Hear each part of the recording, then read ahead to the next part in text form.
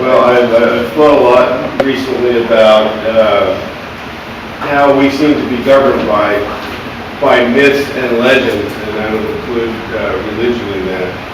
And through our own cultural experiences, we're sort of taught to think and behave in a certain way. I think some of it's inherent, and maybe even primordial, but some of it's learned. So we have a few paintings that are sort of about the masculine macho prototype, where males are taught to be protectors, to guard.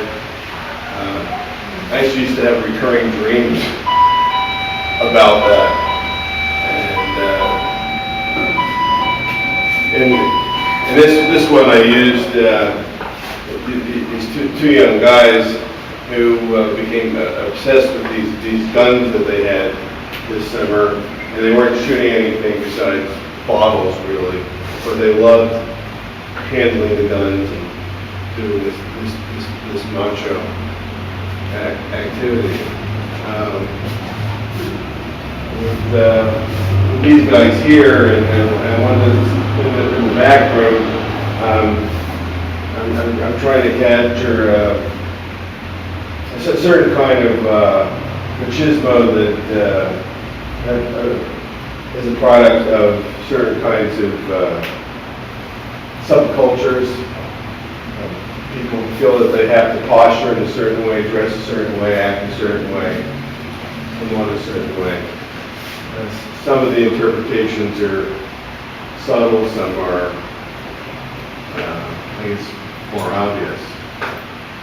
And there's a lot said in some literature about magic, books written about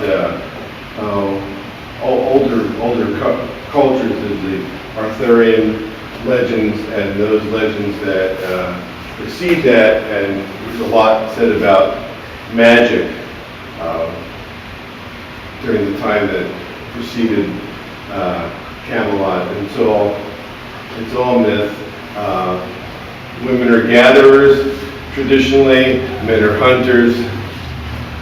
Those distinctions, I think, have gotten blurred a lot, thankfully so, in our own time, but it still exists and it still governs us.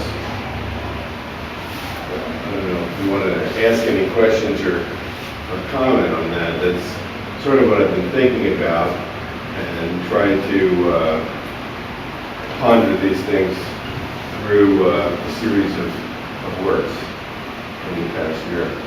What's the story behind Chasing the Mask of Reality? I actually stole that from Deepak Chopra, who I was listening to, and he coined that phrase. He said that we really have to pierce the mask of reality, and I thought a lot about that and how I would depict that, to try somehow to get to the reality of our existence. That's where that came from. So that line represents the mask, and of course the finger is penetrating it and piercing it.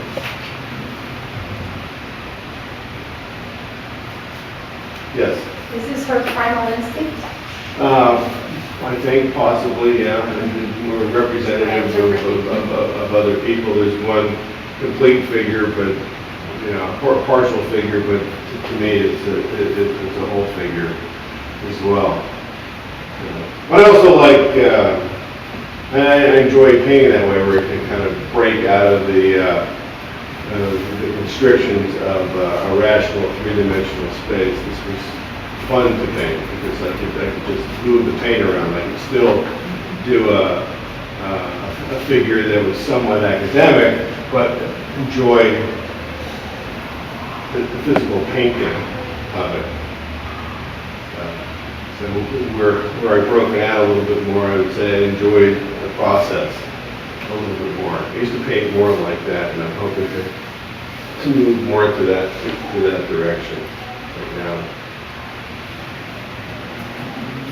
You can see that a lot in like some of the Yeah, negative it's specs. this one, yeah. Again, there's a space that's almost believable, but it's still not a complete rational space. And you can believe that the chairs are sitting there, but you don't understand the space. The space behind the figures is somewhat ambiguous. There's an allusion to depth, but you can't really see what's there. Kind of like a Southern California summer morning at the beach where there's this marine layer that comes in. You really can't see anything, but you know something's there. And these guys are the protectors, the sentinels. Yeah. This guy seems kind of blanked out though. He's kind of Little obsessed days of some sort. I don't know. Do you think he's in days? Yeah, I don't seem particularly focused on anything. The light behind these guys almost looks like he's watching TV, but you can't see him. He seems like in a trance. Yeah. Well.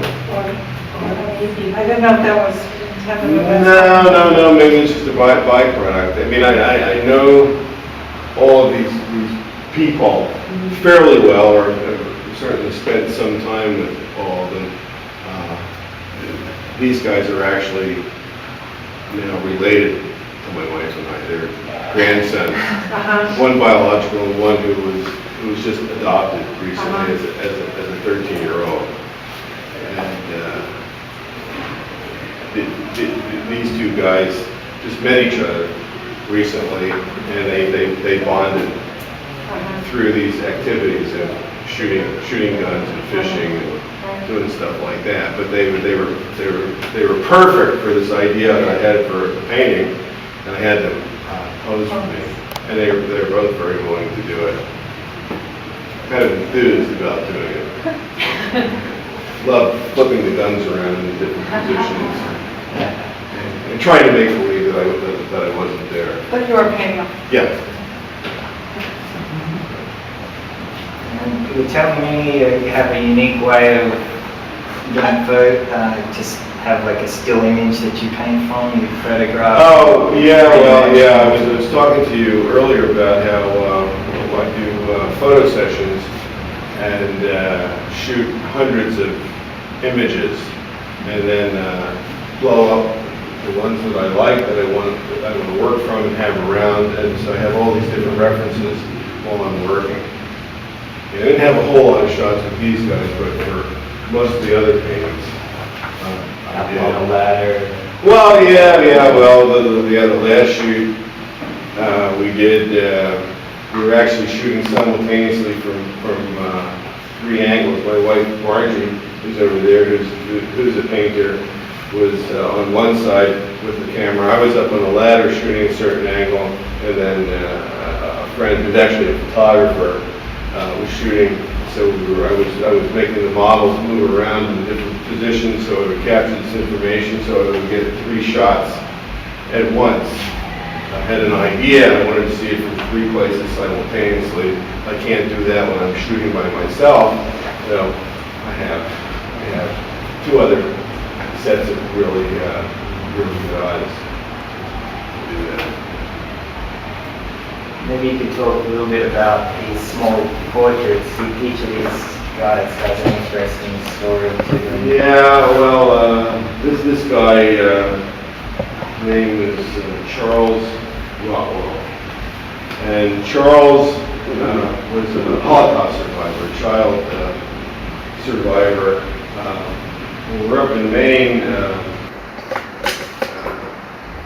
we had an opportunity to meet some Holocaust survivors who had settled in Maine. And Charles was a little bit younger than some of the people, because he had been 7 years old when he and his brother escaped from the Nazis. His father, mother, and sister perished before his very eyes, and they escaped into France and were hidden for the duration of the war by a monk who did them. And he tells these incredible stories, and